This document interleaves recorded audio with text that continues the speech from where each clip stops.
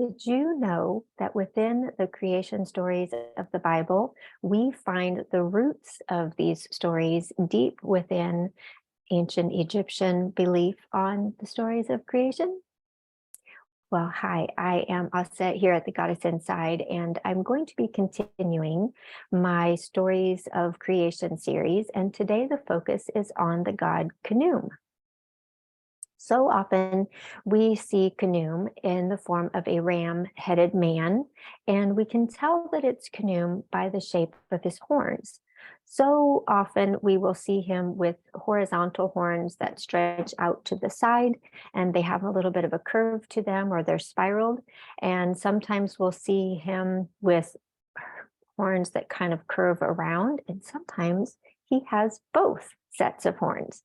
So when you're looking at a ram-headed god in ancient Egyptian art, then look at the shape of his horns and you can see if it is the god Amun, because he will have the curved shaped horns, and then sometimes they'll have the spiraling out horns. So mentioning Amun, so many times also in ancient Egypt, you will have the gods and goddesses who are associated or linked with other gods. So Khnum is linked with Amun. He's linked with the god Shu and Osiris, as well as Geb. And we see these associations within the hymns that we find within the temples. Now, Khnum as a god of creation, he is located in the southern portion of Egypt. That was his main religious center at Elephantine Island. So near the island of Elephantine, it is said that Khnum lives within a cave, and it is there that the Nile originates. And so Khnum is associated with the inundation cycle, bringing about the fertile soil that covers the land of Egypt.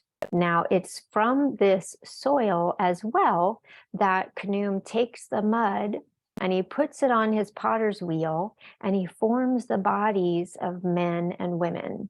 He also forms the bodies of all living creatures. And sometimes we will see in the ancient Egyptian art, especially in Deir al-Bahri, we will see Khnum at his potter's wheel, and he's forming the body of Queen Hatshepsut as well as her Ka. Now, this depiction of Khnum in ancient Egyptian art is most often seen within the Memeses. So when you go to the temple of Edfu and to the Memesi, or you go into the temple of Dendera at the Memesi, or at the temple of Isis at Philae in the Memesi, you will see the king and his birth story on the walls there. And a big component of this is that within the story of the creation of the king and his birth, that his body is being formed on the potter's wheel by Khnum. Sometimes his Ka is also being formed there as well. And then the goddess Heket, she's a frog-headed goddess, and she will be the one there giving the symbol of life, the Ankh, to the nose of the pharaoh. So this is her blessing of life. The king is born and all is well. So you'll see Khnum forming bodies on his potter's wheel in the Memeses. Now, when we talked just a minute ago about Heket, so like other gods and goddesses, he was a part of some triads or some groupings of goddesses or gods as well. So not only did he have the association with like Amun and Osiris and Shu, he also was a part of triads. So at Elephantine Island, he is associated with the goddess Satit or Satis, and also the goddess Anket. So we'll see him, there's chapels there to all three of them at Elephantine Island.